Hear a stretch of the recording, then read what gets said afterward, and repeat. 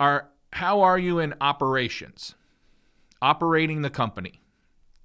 How are you in HR? Is your company strong in operations and HR? Is your company strong in accounting? Is your company strong in leadership? Is your company strong in marketing, advertising, branding? Is your company strong in growth? Okay? If you say, Greg, out of the ones you mentioned, we are pretty weak in HR and we are pretty weak in marketing and branding. So those would be the first two people I would look for my board of advisors. And by the way, typically 3 people is a good-sized board of advisors. Hey, this is Greg McAfee, and welcome to the Greg McAfee Show. Now let's get started.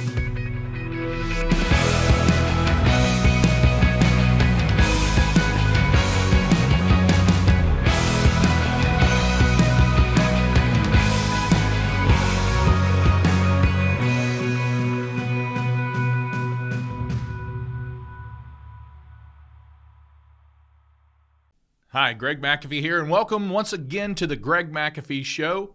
Hey, I just want to remind you guys that if you're not subscribed to the YouTube or the pod channel, feel free to do so. Each week I put this content out because I really want to help each and every one of you grow your company and be more successful.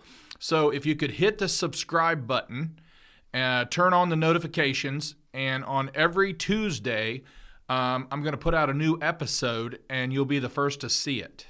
Okay, so today, since I spoke last time, I mentioned something about a board of advisors, forming a board of advisors in the last podcast, and I had a couple of people ask me, tell me more about forming a board of advisors, and so I said I would definitely talk about it. At McAfee, we've had 2 or 3 different board of advisors. I'll get into why that is, why you don't keep the same board of advisors forever.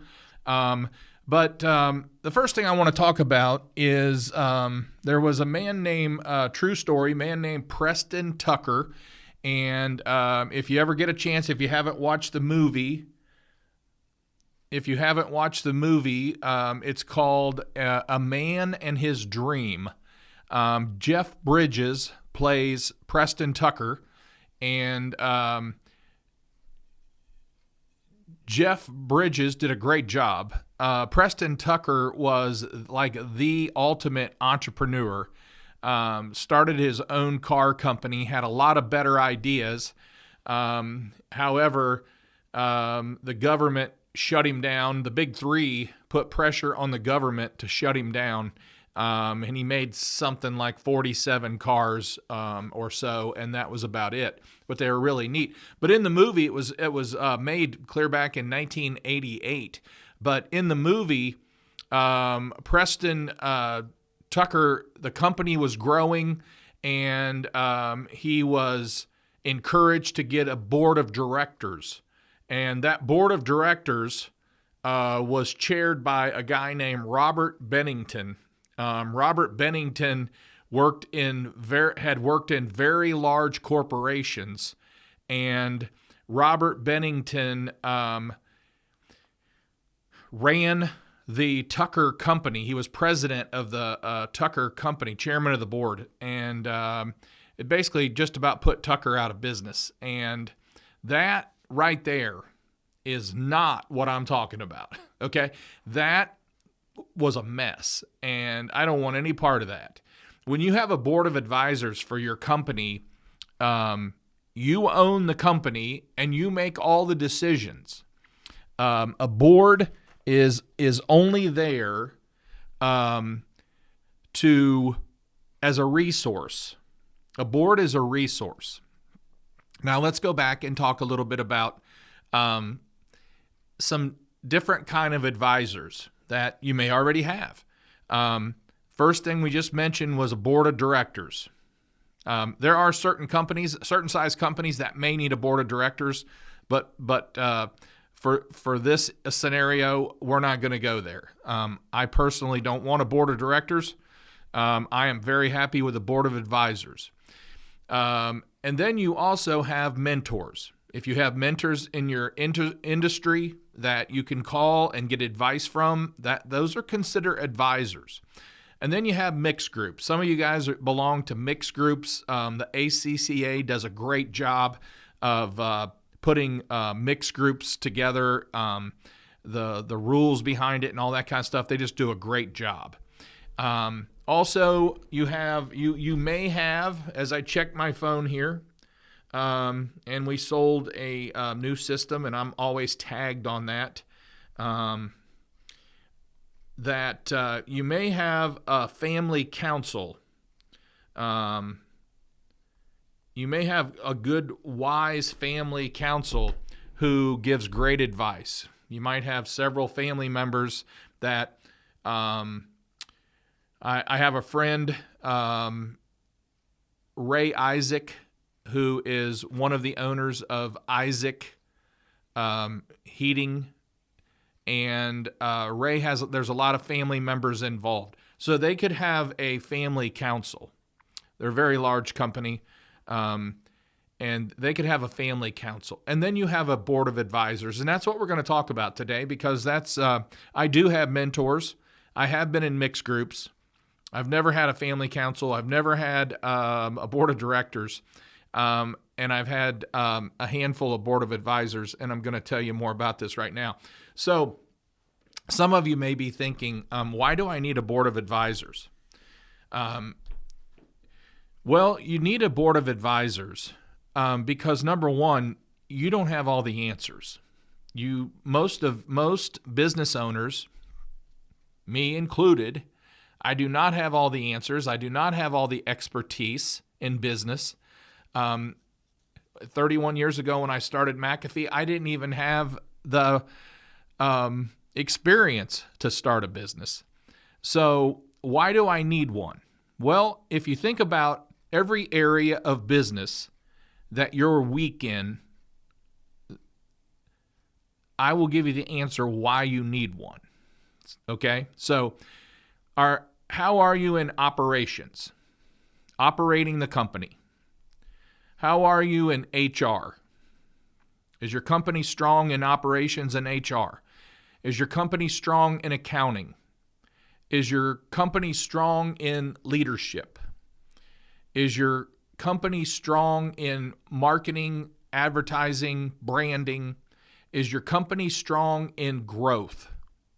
Okay? If you say, Greg, out of the ones you mentioned, we are pretty weak in HR and we are pretty weak in marketing and branding. So those would be the first two people I would look for my board of advisors. And by the way, typically 3 people is a good sized board of advisors. And you want to pick areas that you're the weakest at. And this will help strengthen your company. So the first thing you do is you think about someone in your area. They don't necessarily have to be in your area, but it sometimes helps. So even post COVID-19, you can still meet if you need to. So, and by the way, we meet approximately 4 times a year. It's about a 4-hour meeting. And I have an agenda for the meeting, what we're going to go over and all that kind of stuff. But what are you weak at? That's number one. That's the key. Just getting you to admit what you're weak at is the first step toward forming a board of advisors. Second step is figuring out which areas that you need help in.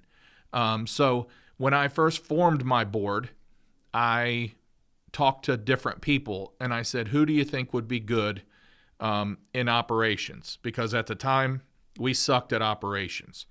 And someone referred someone and I interviewed them a few times, met with them.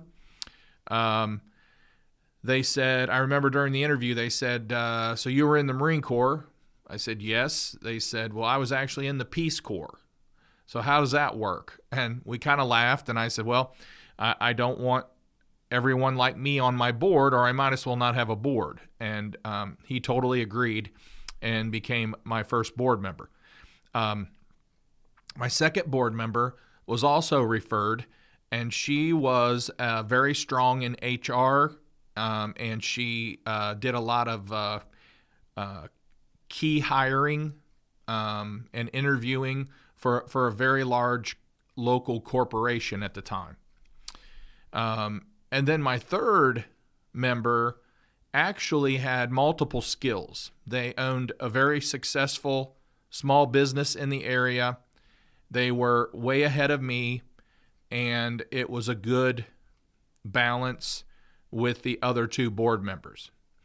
So basically, I became a stronger company by surrounding myself with a board of advisors that had the expertise in what we were weak at. Basically, I say we, the company, is me.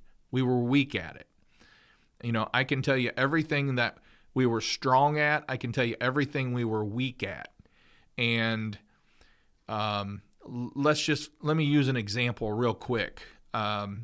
When it was just me and I had one truck, I knew exactly what was on my truck. And then I bought the second truck, and I knew exactly what was on the second truck. And then the third truck got a little blurry, thought I knew what was on it. By the time we got the fourth and the fifth and the sixth truck, I had no idea what was on our trucks. And that became a mess. So had I had a good, strong board of advisors then, they probably would have advised me to, number one, do better inventory, and maybe even find someone who had more warehousing and inventory experience, that they could help us maybe purchase some software and get more organized, because we waited way too long to become more organized in our inventory processes.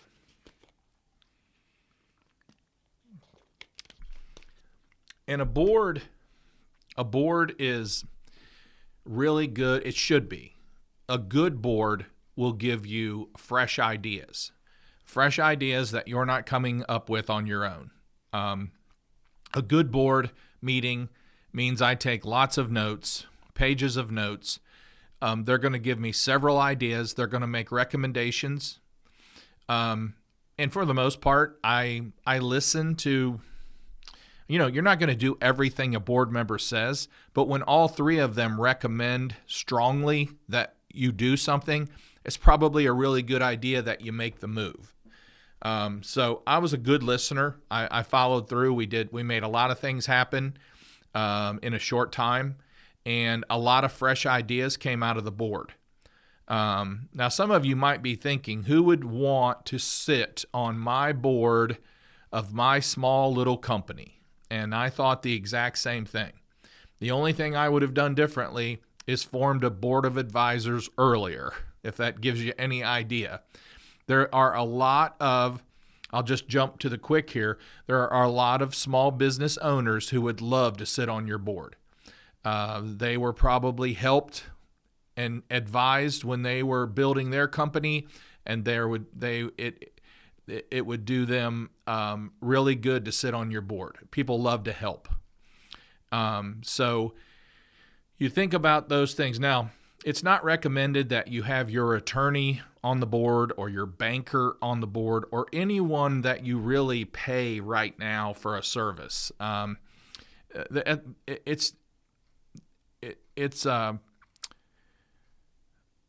It's just not wise to do that. Have someone completely separate from your company who want to help you, and they don't have any skin in the game either way. So also, how much should you pay a board member? Well, depending on the size of your company, if you're a very small company, you would want to pay them somewhere between $300 and $500 a meeting. So when I say a meeting, it's 4 to 4.5 hours, and they're spending their 4 to 4.5 hours of time. Now, they're not doing it for the money. So if you're interviewing for a board member and they ask you how much does it pay, they're the wrong person for the job, because they're not doing it for the money. They're doing it to help you. The money is only just to say thank you and cover their just cover a little bit of their very valuable time, and that's all. And then as the bigger companies, you're talking between 500 and 1,000 per meeting, and that's very fair. So, and if you want to give them a bonus, if they come up with a really great idea and you want to give them a bonus, then that's entirely up to you. But whether your company's big or small, whether it's a 2 to 5 man shop or a 100 to 1,000, it's very wise to have a board of advisors. And it is probably you're going to get by with the least amount of pay for the most wisdom you can gather in a 4-hour period with 3 hopefully sharp, smart people.